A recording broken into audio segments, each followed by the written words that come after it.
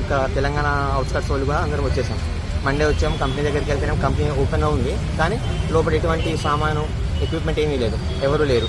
అయితే వీళ్ళు ఏమన్నారు, సెక్యూరిటీ వాళ్ళు ఏం చెప్పారంటే వీళ్ళు ఎబ్స్కాండ్ అయిపోయారు, మాకు కూడా రెంట్ ఇవ్వాలి. ఈ మన స్కిల్ అప్ కన్సల్టెన్సీ బిల్డింగ్ వాళ్ళు కూడా అదే అన్నారు, ఎబ్స్కాండ్ అయిపోయారు, మాకు కూడా రెంట్ ఇవ్వాలి, మాకు రెస్పాండ్ అవ్వట్లేదు, ఒక 3-4 డేస్ నుంచి మాకు 2 lakhs వరకు రెంట్ వస్తుంది, మేము కూడా వాళ్ళు ట్రై చేస్తున్నాం అని చెప్పారు. సరే అని చెప్పేసి కంపెనీ దగ్గరికి వెళ్ళిస్తే కంపెనీ కూడా వాళ్ళు కూడా లేరు, వాళ్ళు కూడా రెస్పాన్స్ లేదు, వాళ్ళు కూడా ఎబ్స్కాండ్ వెళ్ళిపోయారు. అక్కడ కూడా ఎటువంటి ఎక్విప్మెంట్ లేకుండా, ఎటువంటి డేటా లేకుండా వదిలేసుకొని అన్ని వెళ్ళిపోయారు, అన్నీ తీసుకొని. సరే అని చెప్పేసి మేము లోకల్లో ఉన్న మన పొలిటీషియన్స్ ఆమ్ ఆద్మీ పార్టీని కాసేపు మాకు న్యాయం జరగాలని చెప్పేసి ఈరోజు మేము గచ్చిబౌలి పోలీస్ స్టేషన్ దగ్గరికి వచ్చి కంప్లీట్ ఇవ్వడానికి వచ్చాం. 2,50,000 అని చెప్పారు. సరే అని చెప్పి మేము బార్గెన్ చేసుకొని 2,40,000 మేము ఒప్పించుకున్నాం. ఓకే, ఎట్లా పే చేయాలని చెప్తే ఫస్ట్ మాకు ఆఫర్ లెటర్ వస్తుంది, నీకు ఐడి కార్డు వస్తుంది, ల్యాప్టాప్ వస్తుంది, తర్వాత ఆ రోజు నీకు ఒక 40,000 పే చేయమని చెప్పారు. ఆ తర్వాత మనకి అన్నీ వచ్చిన తర్వాత ఒక 2 days టైం ఇస్తాం, మీరు ఇంటికి వెళ్ళిన తర్వాత ఫ్రీ ఉన్నప్పుడు మిగతా ఏమవుతుందో మొత్తం ఒకేసారి మాకు నెఫ్ట్ ద్వారా వెళ్ళేదా ఫోన్పే ద్వారా చేయమని చెప్పారు.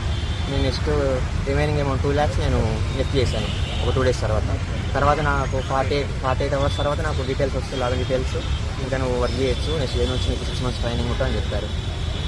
నెక్స్ట్ డే నుంచి నాకు ఒక థర్స్డే నుంచి నాకు రెస్పాన్స్ లేదు, కన్సల్టెన్సీ నుంచి ఇంకా మనకి కంపెనీ నుంచి అందరు రెస్పాండ్లో ఉన్నారు, సో వాళ్ళని సెట్ చేస్తున్నాం.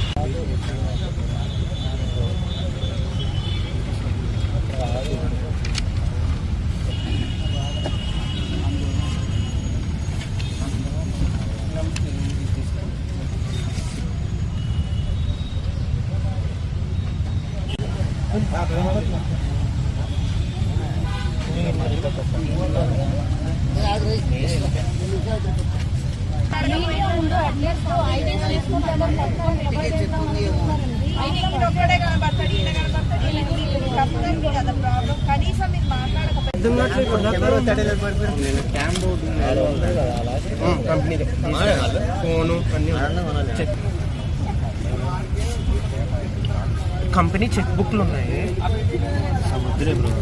అదే ఒకవేళ లేని మనకి మన వాళ్ళు పక్కన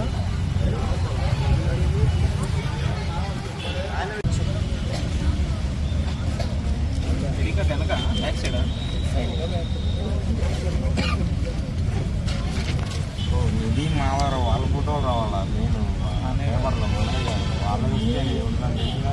అంటే ఇవి చూపిస్తేనే కదా దాన్ని బట్టి ఇప్పుడు మీ ఎంత పోయింది మీరే